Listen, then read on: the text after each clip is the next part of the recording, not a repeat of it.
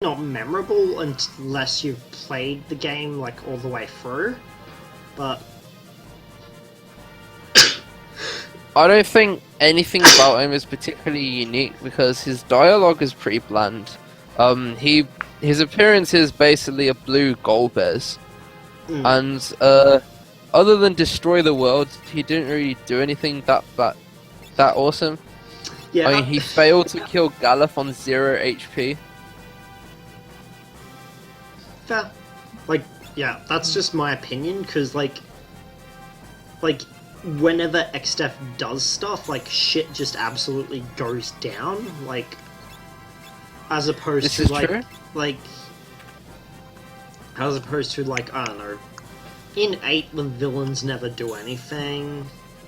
Yeah, in Like, 8, the it SNES has poor storytelling, so... Like, the SNES was kind of, an era of the villain getting shit done. Like, when Golbez showed up, he got shit done. When Xdef showed up, he got shit done. When Kefka When showed Kefka up, showed up, he either made a joke or got shit done. or both at the same And then- time.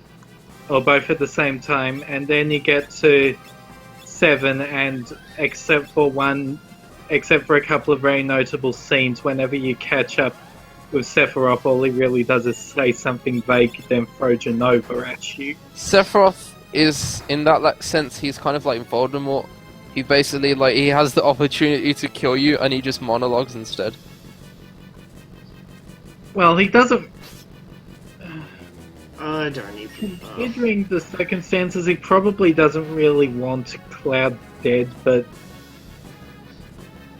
yeah, he's not really that good at getting shit done at the done most of the aside game. from the 2 most well remembered scenes of him. Like, Yeah. Like, that's like my biggest issue of Sephiroth. Like, he does one thing and everybody's like, oh, he's the best villain ever because he's threatening, he killed a main character, and it's like... And? Yeah, Like... more or less. I would say... and then of course the villains in 8 never do anything, and Kuja is more of a behind the scenes kind of guy for most of 9.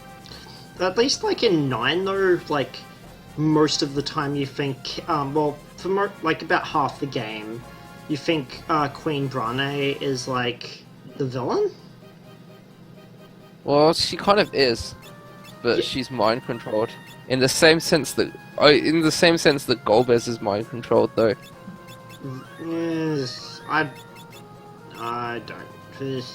I just recently played the bit of FF9 where Brane dies. Spoiler warning, although obvious as hell. Never mind. Oh, Okay, yes! everybody. Oh yes! This is literally the best theme in the game. This is Battle on the fucking Big Bridge. Yep. Oh my god. Why did you skip that? That ruined the theme. You get to hear all of it in the Gilgamesh fight. I'm sorry. Okay, that's good. Yeah. It. The random encounters Have you here. Have you seen the metal remix of this? I've seen. There are more metal remixes than there are atoms in the universe. Of this. The number of times I've seen awesome guitar covers of this is like... I did a lot of that when I was like 15. I listened to a lot of versions. This is so good. Okay, this is Gilgamesh, first like actual fight with him. It's also the basis of pretty much every other fight with him in every spin-off he's in. I tried to learn this theme on bass guitar. It didn't really work out because I wasn't good enough. It's... Sadly. The bass line for this isn't really hard, it's just fast. It's not as hard as the rest of the theme. But it's still fast. Like... Probably, like, the hardest bit of this on any instrument would be the melody. Just because it is all over the place.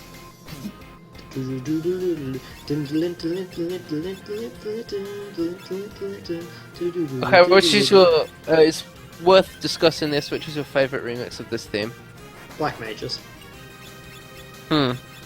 Simple as that. I thought 13.2's remix was pretty good. I haven't heard 13.2's version. I think 13.2's, 14's, and 12's are my favorite versions of this. Probably. 14 does a good job with it. So does 12. What I liked in 14 was that the second fight with him, like the first part is the original theme, and the second part is the 14 remix. Yeah, I thought that was a nice touch. well, Gilgamesh in 14 is probably one of the most crazy, silly boss fights in the game. It's like, Yeah, like fighting a later view is just too much for me. Oh yeah. yeah, he not- does the exact same thing, right? I'm pretty sure he even does the buffs in the same order. Yes, he does. Well, he does. He does haste and then Vuln down, which is effectively the same thing as Yeah, Shell and Protect. I mean, What annoyed me?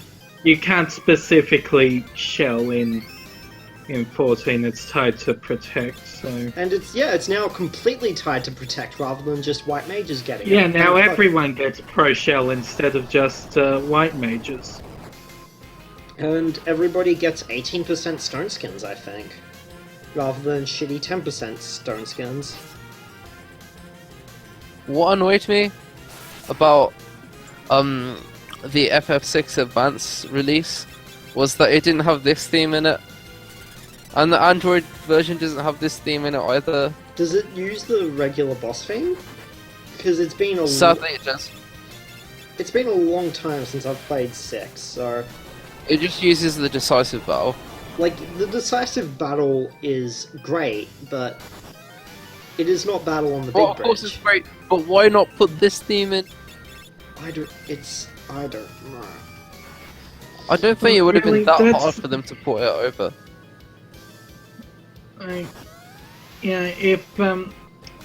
I think like that was one of my biggest complaints about the After Years. The After Years final dungeon involves you fighting bosses from like 1, 2, 3, 5, and 6. And they just use the Final Fantasy IV boss theme for every single one of them. Why not Except use for the And a Ultros lot one, of these things they were used that released, other one. and like that was released after the PSP version of FF1, where they did actually put in the boss themes from the games that the bosses were borrowed from, I actually forget, did complete with Battle in the Big Bridge. Did one Advance have Battle on the Big Bridge? Because it has been a long time since I've... No, Yes, not it in did. One Advance. The Okay. the new boss themes were specifically added in PSP. Oh, okay. Oh right, yeah.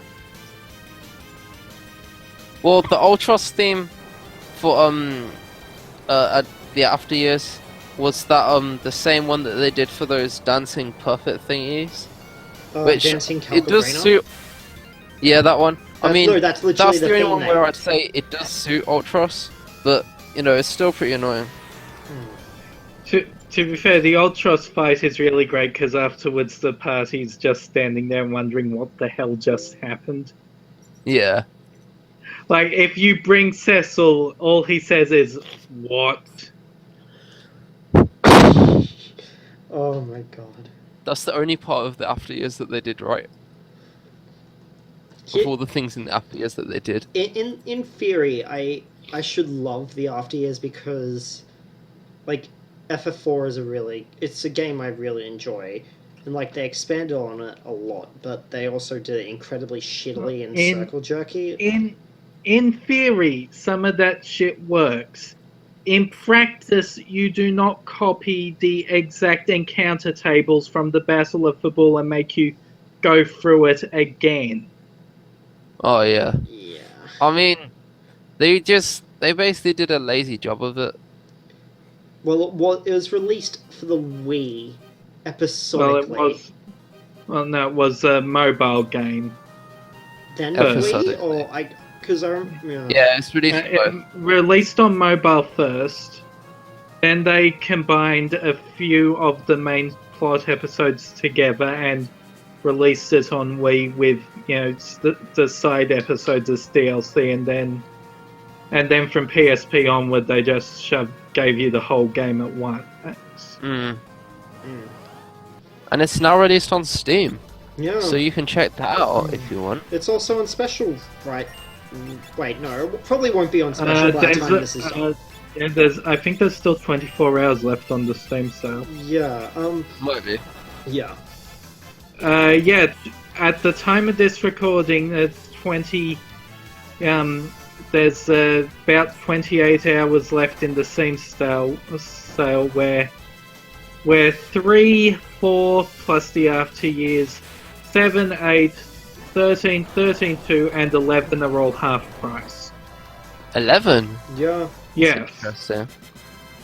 Yeah, like I actually didn't know 11 was on Steam until... Huh. Yeah, they put it on there in 2013. Huh. Well, until recently, I didn't know that 11 was still going, so... Like, I think they put up there with the release of Seekers of Alderlin, because, like, the version on there is literally called the Final Fantasy XI Ultimate Collection Seekers Edition. So... Here we actually finally get new magic, which is nice. So not just black magic, we get new magic. We get new magic in general. Except I Oh, can't... Blink! That means that you can teleport around the map. No, Lol. I wish it That worked Blizzard like reference. It's that's what Blink does in Blizzard games and in Dota 2. that. Well, Dota is like effectively Effectively a Blizzard game, yes, I could say it is on the basis that it's a mod it's a that mod. was turned into a full game. It's a mod of Warcraft 3 turned into a full game. Like it's Which is like that's every Valve game other than Half-Life. To be fair though, Valve have done incredibly well with that. Like Yep. each game that has done that, like at least pushed the boundaries in a way of what you could do with commercial games. I don't know, like TF2 has spawned 1 billion TF2 likes. I've noticed Really, that you're it taking a does long help time that- deciding what item you're buying or selling. I don't it know. does help I that think I would. Source Engine is really fucking good, so, I think actually I went to the toilet here while recording. I don't know. And you left the recording on. No, there we go.